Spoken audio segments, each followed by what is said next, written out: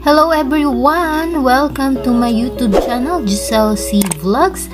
At ang ating topic for today is kung paano mag-withdraw gamit ang GCash from Popo app.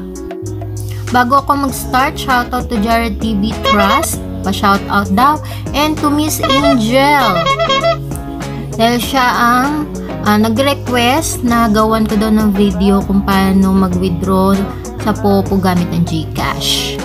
Thank you so much sa support ninyo.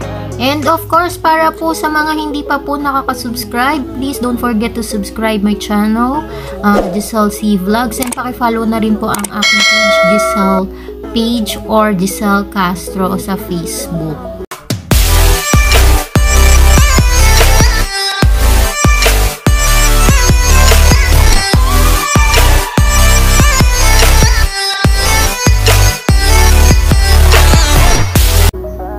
If you notice, ang binuksan ko dito is Bone app, other apps ng Popo. So, huwag kayong mag-alala dyan.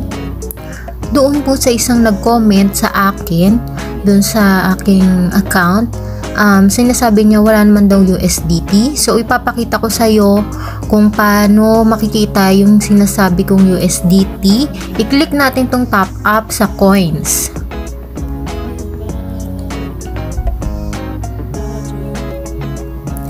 And then, ayan, makikita mo USDT, tap mo yan. So, ayan sa baba ang kanyang contract address na need mong i-copy. So, let's go back.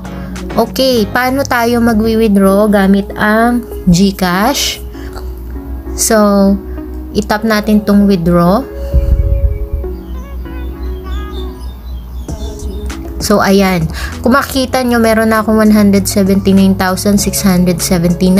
Kung ikaw ay coin user, lahat yan ay mawi-withdraw mo. Pero kung ikaw ay agent user, 100 lang ang pwede mong i-withdraw and yung mga excess ay may iwan. So, yan ang difference nilang dalawa. Kung ikaw ay isang coin user at kung ikaw ay isang agent user. So, itap natin tong withdraw now.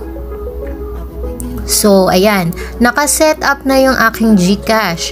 Kung example is kailangan mong palitan yung GCash account mo, napakadali lang yan. Kung nakikita nyo po dito yung ating arrow, i-click mo lang po yan and i-click mo ang modify. And pwede mo nang palitan yung iyong GCash account. Again, balik tayo. So, magwi-withdraw ako.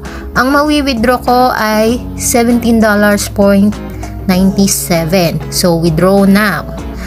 Tandaan natin, ang exchange ratio niya is 10,000 points is equals to 54. So, kung ikaw ay merong 100,000 points, meron kang 540 pesos. So, yan lahat ang mag-withdraw natin. Then, click confirm. Yan. Sabi niya, succeed na. Okay, balik tayo. Makikita nyo, meron ditong notification sa baba. Basahin natin. Sa withdrawal notice. Yan. Nakalagay dyan, you have initiated the withdrawal request and system is reviewing it. So, maghihintay tayo kung ito ay magsasucceed. After a few minutes, ayan, nag-notify na siya. And tingnan natin kung successful ba. So, ayan ang sabi niya dito, your withdrawal has been issued. Please check whether the funds have arrived in your account. So, i-check natin. Ang na-withdraw ko is $16.53.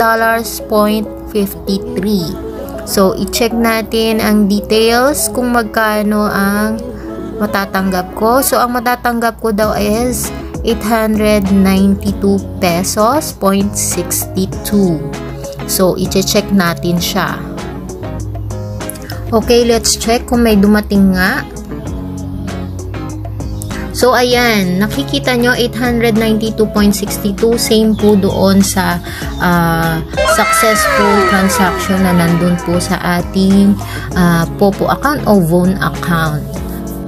And that's it for today's video. And para po sa mga gustong mag-join sa Popo, ilalagay ko po ang aking link sa description box or sa aking caption.